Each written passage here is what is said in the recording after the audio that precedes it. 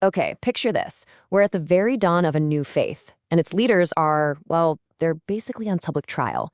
But the weapon of choice? It's not a sword, it's a question. A question that sounds so simple, but is actually a brilliantly designed trap, meant to completely shatter the credibility of the Prophet Muhammad's successors. This is the story of that incredible showdown. Where is God? Just 3 little words. But in this specific moment, this wasn't some late-night philosophical question. No, this was a loaded weapon, a challenge that had the honor of an entire community riding on it. And believe me, the wrong answer could have been an absolute disaster. So we're in the city of Medina, right after the Prophet's passing. The first Caliph, Abu Bakr, is in charge. And into this scene walks a very, very learned Jewish scholar. He's not there for a friendly chat. He's there to make a point, to put the Prophet's successor on trial, right in front of everyone. And so it begins. The scholar walks right up to Caliph Abu Bakr. You can just imagine the tension in the air, right? This isn't just a friendly theological debate. It's a direct, public challenge to the authority and, more importantly, the knowledge of the new leader. And here's where the trap is so cleverly set. The scholar doesn't just ask his question flat out. First, he prefaces it by quoting the Torah, saying, essentially, that a prophet's successor has to be the smartest, the most knowledgeable person around. He's basically saying, prove to me that you deserve this job. The question about God's location, that's the final exam. Now, Abu Bakr's answer on the surface seems perfectly fine, right? God is in heaven on the throne. It's a pretty common belief, a simple, straightforward answer to what seems like a simple question. But in a high-stakes game like this, simplicity can be a fatal mistake. And snap, the trap is sprung. This is the exact answer the scholar was hoping for. He had a devastating rebuttal, locked and loaded.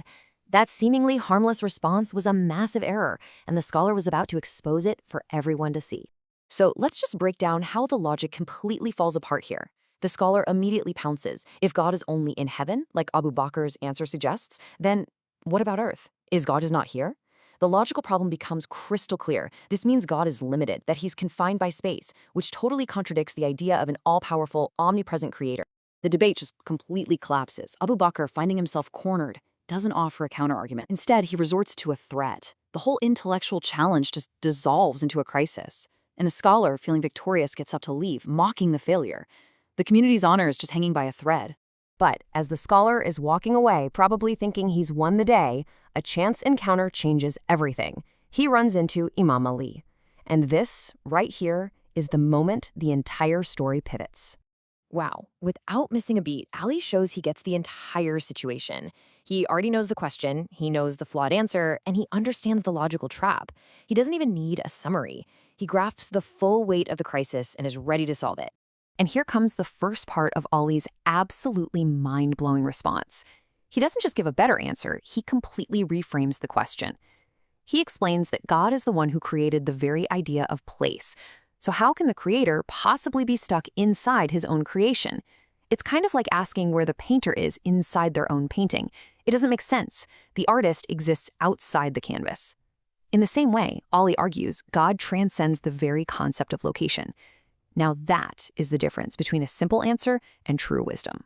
Ali then builds on this, clarifying what it really means for God to be everywhere. He explains that God's presence isn't physical, like air filling up a room. It's about total awareness and total control. God is everywhere because his knowledge sees everything, and his divine management, his 𝗫𝗵𝘀, is active in every single corner of existence. Nothing is outside his grasp. Now that logical explanation alone is incredibly powerful, but Ali isn't finished, not by a long shot. He's about to deliver the masterstroke. He's not just going to use his own logic. He's going to prove his point using a story from the scholar's own holy book. So Ali tells this story about the prophet Moses. First, an angel shows up from the east. Moses asks where he's from, and the angel says, from God. Then another angel appears, this time from the west, with the exact same message, from God. Finally, a third angel comes from the deepest part of the earth, again saying he comes from God. The message here is impossible to miss. God isn't in one direction. He is the single source that everything comes from. And this is the powerful conclusion of that story. Moses himself has this realization that God is both everywhere and nowhere at once. Just like the quote says, no place is empty of him, and he isn't closer to one place than another. By using this story, Ali proved to the scholar that this deep truth was already in his own tradition. He just needed the wisdom to see it. The effect of Ali's answer was just immediate and profound. It wasn't just about winning an argument.